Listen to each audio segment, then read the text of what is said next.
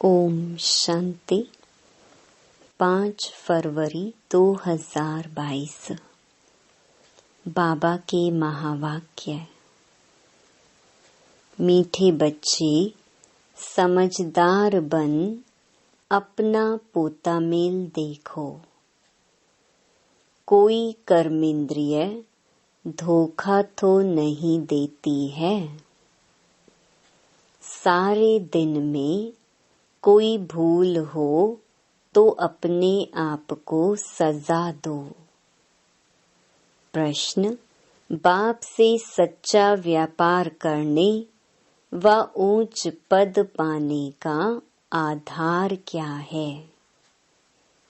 उत्तर: बाप से सच्चा व्यापार करना है तो बाप के हर डायरेक्शन पर चलो। बाबा कहते, बच्चे यदि ऊंच पद पाना है तो अंदर में जो भी बुरी आदतें हैं वह निकाल दो। कुदृष्टि, क्रोध आदि से बहुत नुकसान होता है। इसलिए कर्म अकर्म विकर्म की गुहिया गति जो बाप ने समझाई है उसे बुद्धि में रखो। ओम शांति। बच्चे आत्म अभिमानी होकर बैठे हो। हर एक बात अपने आप से पूछनी होती है। बाबा युक्ति बताते हैं कि अपने आप से पूछो कि हम आत्म अभिमानी होकर बैठे हैं। बाप को याद कर रहे हैं। तुम्हारी यह सेना है। उस सेना में सिर्फ जवान होते हैं। तुम्हारी इस सेना में बूढ़े, जवान, बच्चे आदि सब हैं। 80-90 वर्ष के बूढ़े भी हैं। यह सेना है माया पर जीत पाने के लिए। हर एक को माया पर जीत पाकर बाप से बेहद का वर्षा लेना है। माया बड़ी जबरदस्त है, बड़ी प्रबल है, बहुत तूफान लाती है। हर एक कर्मेंद्री धोखा देती है। सबसे जास्ती धोखा देने वाली कौन सी कर्मेंद्री है? आँखें सबसे जास्ती धोखा देती हैं। बच्चों को समझाया जाता है, भल स्त्री पुरुष हो तो भी बुद्धि से समझो हम बीके हैं, नहीं तो आँखें बहुत धोखा देंगी। यह भी चार्ट में लिखना चाहिए, सारे दिन में हमको कौन सी कर्मेंद्रिय ने धोखा दिया है। आँखें नंबर 1 धोखा देने वाली हैं। आँखें नुकसान बहुत करती हैं। सूरदास का मिसाल देखा, मुझे आँखें धोखा देती हैं तो आँखें निकाल दी। भल बच्चे सर्विस बहुत अच्छी करते हैं परंतु माया भी कम नहीं है। आँखें बहुत धोखा देती हैं और एकदम पद भ्रष्ट कर देती हैं। समझू सयाने बच्चे जो होंगे वह सारा दिन नोट करेंगे, हमने कोई भूल तो नहीं की। भक्ति मार्ग में भी अपने को चमाट मारते हैं कि याद रहे, फिर यह काम कभी नहीं करेंगे। वैसे ही इसमें भी जांच रखो। अगर आँखें कहाँ धोखा दें तो अपने को सजा दो। किनारा कर चला जाना चाहिए, खड़ा होकर देखना नहीं चाहिए। सन्यासी लोग बहुत करके आँखें बंद कर बैठते हैं, स्त्री को देखते ही नहीं हैं। वहाँ पुरुषों को आगे, स्त्रियों को पिछाड़ी में बिठाते हैं। यहाँ भी तुम बच्चों को मेहनत करनी है। विश्व का राज्य पाना कोई मासी का घर नहीं है। अभी तुम बच्चे हो संगम युग पर। बाबा कहते हैं संगम के साथ साथ पुरुषोत्तम अक्षर जरूर लिखो, जो किसको भी समझाने में सहज हो। पुरुषोत्तम संगम युग, जबकि तुम मनुष्य से देवता बनते हो। गायन है ना, मनुष्य से देवता किए करत न लागी वार। कौन से मनुष्य? कलयुगी। देवताएं तो रहती हैं सतयुग में, तो कलयुगी मनुष्यों को देवता, नरकवासियों को स्वर्गवासी बनाने के लिए ही बाप आते हैं। यह भी अभी तुम जानते हो। मनुष्य तो घोर अंधियारे में पड़े हैं। बहुत हैं जो कभी स्वर्ग को देख भी नहीं सकेंगे।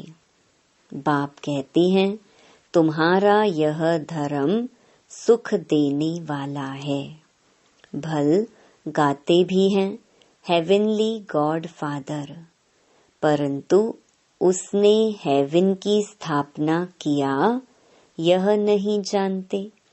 और धर्म वाले भी कहते हैं हेवनली गॉड फादर, परंतु उन्हों को यह मालूम नहीं है कि हेवन में हमारा पार्ट नहीं है।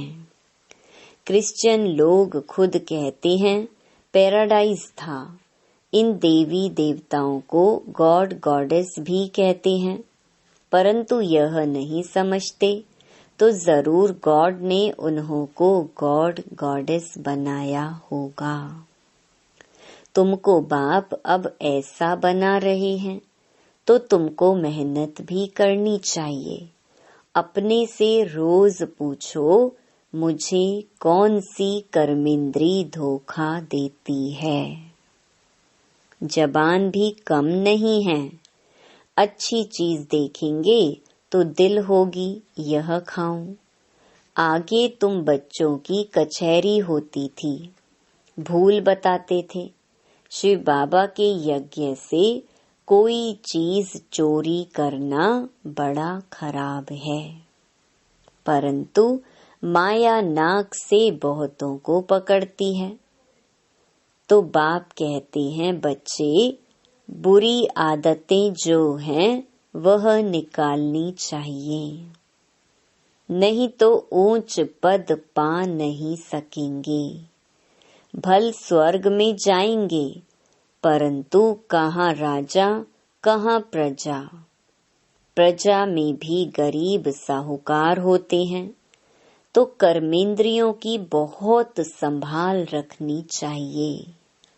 पोता मेल रखना चाहिए, यह भी व्यापार है ना। कोई बिरला ही यह व्यापार करे। बाप समझाते हैं बच्चे, अगर मेरे से व्यापार करना है, ऊंच पद पाना है, तो डायरेक्शन पर चलो। माया तुमको भुलाएगी जरूर। अगर बाप की मत पर नहीं चलेंगे तो पिछाड़ी में सब साक्षात्कार होंगे, फिर तुम बहुत पछताएंगे। अभी तो सब कहते हैं हम नर से नारायण बनेंगे, परंतु अपने आप से पूछते रहो, बाबा के डायरेक्शन को अमल में लाओ तो बहुत उन्नति होगी। सारे दिन का पोता मेल निकालो। आँखों ने कहाँ धोखा तो नहीं दिया। मंजिल बहुत ऊंची है, इसलिए 8 रतन ही पास विद ऑनर निकलते हैं। भल 9 रतन भी होते हैं, उसमें नंबर 1 तो है बाबा, बाकी 8 रतन। जब कोई ग्रहचारी बैठती है तो 8 रतन की अंगूठी पहनते हैं, तो पास विद ऑनर 8 ही निकलते हैं, बाकी को कुछ न कुछ दाग लगते हैं। इसमें बड़ी मेहनत है। रावण राज्य है ना। सतयुग में यह बातें ही नहीं होती, क्योंकि रावण राज्य है नहीं। ऊंच पद देने लिए भगवान तुमको पढ़ाते हैं। विचार करो, गुरु भी करते हैं ना। यह तो सतगुरु है। उन्होंने तो सर्वव्यापी कह बाप से बेमुख कर दिया है। तुम समझा सकते हो, बाप कहते हैं माँ मेकम याद करो। मैं पतित पावन हूँ। फिर तुम कहते हो ठिक्कर भीतर में है। अब बाप कहते हैं तुम सब आसुरी मत पर मेरी ग्लानि अपकार करते आए हो। अब हमको सब पर उपकार करना है। तुम बच्चों में कुदृष्टि, क्रोध आदि कुछ नहीं होना चाहिए। अपना ही नुकसान करते हैं। कुदृष्टि होती है तो उनका भी वाइब्रेशन आता है, दूसरे को भी कशिश होती है। बाबा घड़ी घड़ी बच्चों को ध्यान खिंचवाते हैं। बच्चे अपने को देखो कि कोई भी कर्मेंद्री के वश हो, विकर्म तो नहीं बनाया। यह है विक्रम संवत। पहले था विकर्माजीत संवत। फिर जब विकर्म करना शुरू करते हैं तो विक्रम संवत होता है। अब बाप बच्चों को कर्म अकर्म विकर्म की गति भी समझाते हैं। कर्म तो करना ही होता है। सतयुग में तुम्हारा कर्म अकर्म बनता है। यह सब बातें तुम अभी जानते हो। दूसरे तो बिल्कुल घोर अंधियारे में हैं। तुमको अभी ज्ञान का तीसरा नेत्र मिलता है। त्रिनेत्री त्रिकालदर्शी बनाने वाला एक ही बाप है। इस ड्रामा के राज को कोई बिल्कुल ही नहीं जानते। तुम मूल वतन, सूक्ष्म वतन, स्थूल वतन सबको जानते हो। आधा समय के बाद फिर दूसरे धर्म आते हैं जो वृद्धि को पाते हैं। उनको गुरु नहीं कहेंगे। गुरु तो एक के सिवाय कोई है नहीं, अर्थात सद्गति करने वाला एक ही है। अब सबकी सद्गति होनी है। उनको धर्म स्थापक कहा जाता है, ना कि गुरु। तो उनको याद करने से कोई सद्गति नहीं होगी। विकर्म विनाश नहीं होंगे। उसको भी भक्ति कहा जाता है। ज्ञान की लाइन में सिर्फ तुम ही हो। यह है पांडव सेना। तुम सब पंडे हो। शांति धाम और सुख धाम में ले जाने वाले। तुम्हारी बुद्धि में है, हम गाइड्स हैं। बाबा भी लिबरेटर और गाइड है। हरेक को लिबरेट करते हैं। बाबा कहते हैं मुझे याद करो तो विकर्म विनाश होंगे। फिर अगर कोई विकर्म किया तो 100 गुना दंड हो जाता है। इसीलिए जहाँ तक हो सके विकर्म नहीं करो, जो नाम बदनाम हो। विकर्म करने से फिर वृद्धि हो जाएगी। इसीलिए अब बहुत खबरदारी रखना। भाई बहन की दृष्टि बहुत पक्की चाहिए। हम ब्रह्मा के बच्चे, शिव के पोत्रे हैं। शिव बाबा से हमने प्रतिज्ञा की है, फिर भी माया बहुत धोखा देती है। कहना बड़ा सहज है, हम लक्ष्मी नारायण बनेंगे, परंतु डायरेक्शन पर भी अमल करना पड़ी। स्त्री पुरुष सारा दिन यह ज्ञान की बातें आपस में करते रहें। दोनों कहते हैं हम बाबा से पूरा वर्षा लेंगे, टीचर से पूरा पढ़ेंगे। अरे ऐसा टीचर फिर कब मिलेगा क्या? यह बस तुम ही जानते हो। देवताएं भी बाप को नहीं जानते तो और धर्म वाले कैसे जानेंगे? अब तुमको बाबा सारी सृष्टि के आदि मध्य अंत का ज्ञान सुना रही हैं। यह ज्ञान फिर प्रायलोप हो जाएगा। मैं ही प्रायलोप हो जाता हूँ तो फिर यह ज्ञान कहाँ से मिलेगा? बाबा बच्चों को युक्ति बताते हैं तो हमेशा याद रखो कि हमको शिव बाबा सुनाते हैं। यह जानते हैं मैं भी शिव बाबा से वर्षा ले रहा हूँ। यह भी स्टूडेंट लाइफ में है। तुम भी मनुष्य से देवता बनने के लिए पढ़ रहे हो। देवताएं होते हैं सतयुग में, कलयुग में मनुष्य हैं, उसमें भी अनेक धर्म हैं। यह बहुत समझने की बातें हैं। यहाँ आते तो बहुत हैं, फिर भी तकदीर में नहीं हैं तो कहते हमको संशय आता है। शिव बाबा इसमें कैसे आकर पढ़ाते हैं, मैं नहीं जानता हूँ। अरे शिव बाबा अगर ना आए तो भला शिव बाबा को याद कैसे करेंगे जो तुम्हारे विकर्म विनाश हों। उनकी याद के बिना तो विकर्म विनाश हो न सके। सजाएं बहुत खानी पड़ेंगी, बाकी पाई पैसे का पद मिलेगा। यह राजधानी बन रही है। राजाओं के आगे दास दासियां भी होते हैं ना। बाबा से पूछो कि हमारा शरीर अब छूट जाए तो हम क्या जाकर बनेंगे, तो बाबा सब कुछ सुना देंगे। नंबरवार तो है ना। यह पढ़ाई बड़ी जबरदस्त है, इसमें कमाई बहुत है। मनुष्य कमाई के लिए कितना हैरान रहते हैं। रात दिन बुद्धि उसमें लगी रहती है, सट्टा लगाते रहते हैं। तुम्हारे पास भी बड़े व्यापारी लोग आते हैं, कहते हैं क्या करें, फुर्सत नहीं है।